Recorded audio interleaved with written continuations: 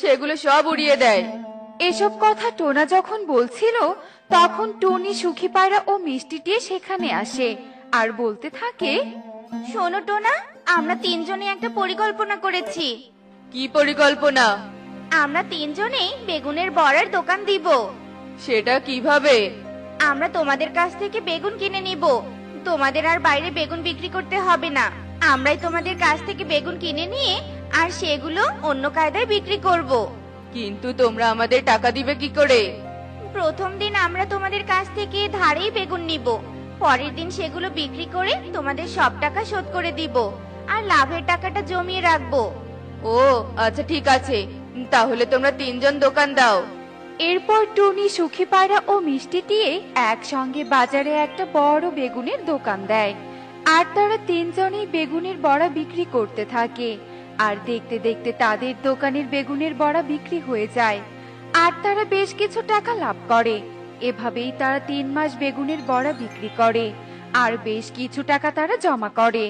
টুনি, 3 মাস তো হয়ে গেল, এবার বলো তোমরা তিনজনে কত টাকা আয় করতে পেরেছো? আমি আয় করেছি 20,000 টাকা। আর আমার আয় হয়েছে 15,000 টাকা।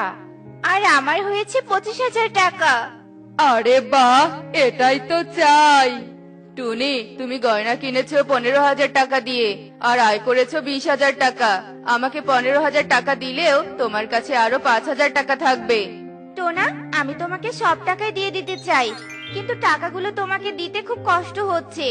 সারা মাস খেটে রোজগার করেছি তো। এবার বুঝেছো তো কষ্টের সম্পদের মূল্য কতটা? হ্যাঁ টোনা, বুঝতে পেরেছি। নিজে খেটে রোজগার করার অর্থের মূল্য আমরা বুঝতে পেরেছি।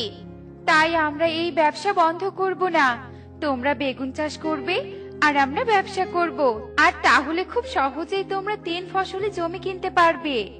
এতদিনে তোমাদের তিনজনের মাথায় সুবুদ্ধি হয়েছে। হ্যাঁ, সবে মিলে করি কাজ, হারি জিতে নাহি লাজ। এভাবেই 3 গরিব চাষির বিলাসী স্ত্রীরা ধীরে ধীরে পরিশ্রমী হয়ে ওঠে। আর টোনা, কবুতর ও তোতা তিনজনই সুন্দর করে 3টা বাড়ি তৈরি করে আর সুখেই দিন কাটাতে থাকে। দেখলে তো বন্ধুরা, সবাই মিলে একসঙ্গে কাজ করলে কঠিন কাজও সহজ হয়ে যায় আর পরিশ্রমও কম লাগে। এমনই সব মজার মজার টুনি পাখির শিক্ষণীয় গল্প দেখতে হলে আমাদের পাশেই থেকো। আর গল্পগুলো কেমন হচ্ছে তা কমেন্টে জানাতে ভুলো না কিন্তু। বাই।